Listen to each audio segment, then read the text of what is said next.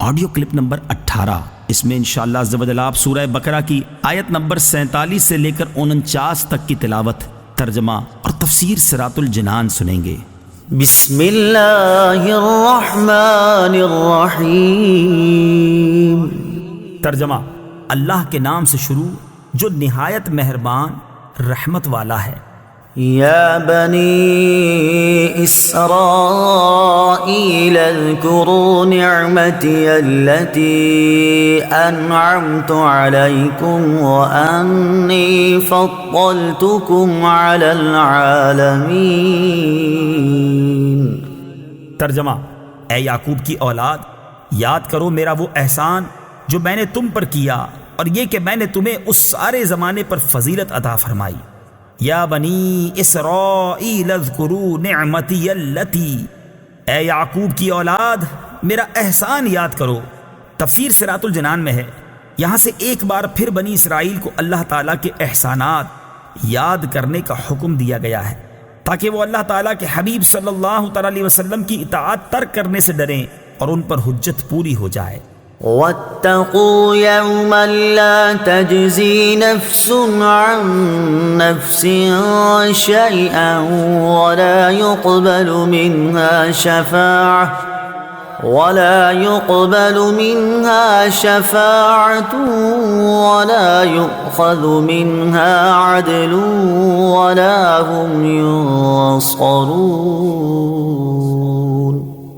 ترجمہ: اور اس دن سے ڈرو جس دن کوئی جان کسی دوسرے کی طرف سے بدلہ نہ دے گی، اور نہ کوئی سفارش مانی جائے گی، اور نہ اس سے کوئی معاوضہ لیا جائے گا، اور نہ ان کی مدد کی جائے گی۔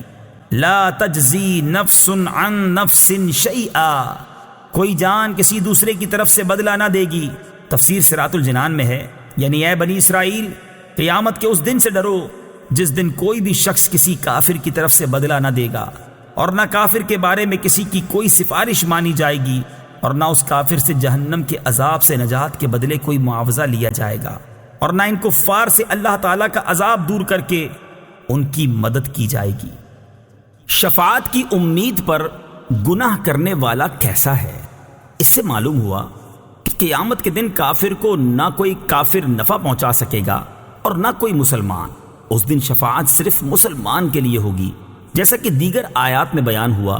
البتہ یہ بات یاد رکھنی چاہیے کہ شفاعت کی امید پر گناہ کرنے والا ایسا ہی ہے جیسے اچھے ڈاکٹر کے مل جانے کی امید پر کوئی زہر کھا لے، یا ہڈیوں کے ماہر ڈاکٹر کے ملنے کی امید پر گاڑی کے نیچے آ کر سارے بدن کی ہڈیاں توڑوا لے۔ وَإِذْ نَجَّيْنَاكُمْ مِنْ آلِ فِرْعَوْنَ يَسُومُونَكُمْ سُوءَ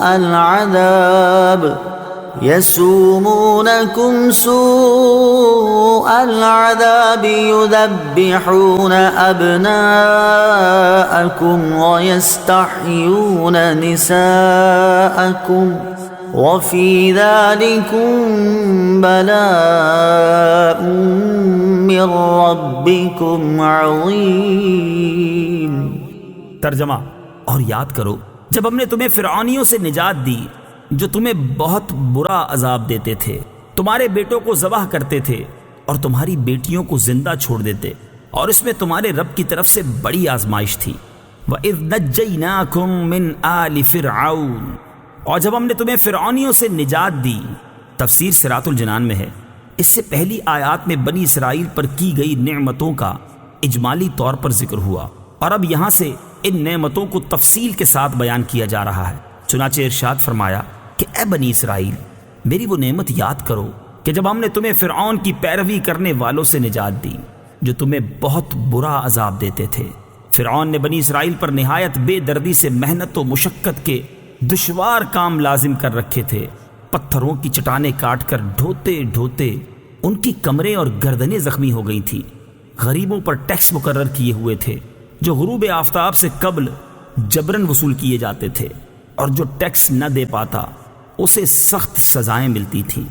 فرعون کا مختصر تعارف: جس طرح فارس کے بادشاہ کا لقب کسرا، روم کے بادشاہ کا قیصر اور حبشہ کے بادشاہ کا لقب نجاشی تھا، اسی طرح قبطی اور عمالقہ کا قوم سے تعلق رکھنے والے مصر کے بادشاہوں کا لقب فرعون ہوتا تھا۔ حضرت موسیٰ علیہ السلام کے زمانے کے فرعون کا نام ولید بن مصعب بن ریان تھا، اور اس آیت میں اسی کا ذکر ہے۔ اس کی عمر 400 سال سے زیادہ ہوئی۔ نیز اس آیت میں آل فرعون سے اس کے پیروکار مراد ہیں۔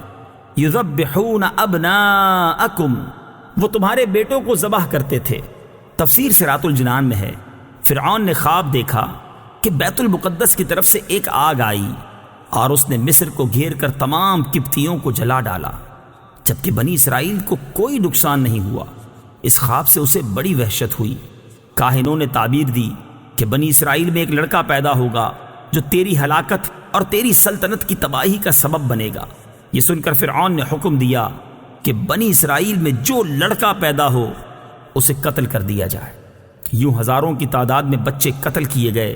قدرت الہی سے اس قوم کے بوڑھے جلد مرنے لگے تو قبطی سرداروں نے گھبرا کر فرعون سے شکایت کی کہ ایک طرف بنی اسرائیل میں موت کی کثرت ہو گئی ہے اور دوسری طرف ان کے بچے بھی قتل کیے جا رہے ہیں۔ اگر یہی صورتحال رہی تو ہمیں خدمتگار کہاں سے ملیں گے؟ اس پر فرعون نے حکم دیا کہ 1 سال بچے قتل کیے جائیں اور 1 سال چھوڑ دیے جائیں۔ تو جو سال چھوڑنے کا تھا اس میں حضرت ہارون علیہ السلام پیدا ہوئے، اور قتل کے سال حضرت موسیٰ علیہ السلام کی ولادت ہوئی۔ یہ واقعہ سورہ قصص کے پہلے رکوع میں کافی تفصیل سے بیان کیا گیا ہے۔ وَفِي ذَلِكُمْ بَلَاءٌ، اور اس میں آزمائش تھی۔ تفسیر صراط الجنان میں ہے، بلا امتحان و آزمائش کو کہتے ہیں، اور آزمائش نعمت سے بھی ہوتی ہے اور شدت و محنت سے بھی۔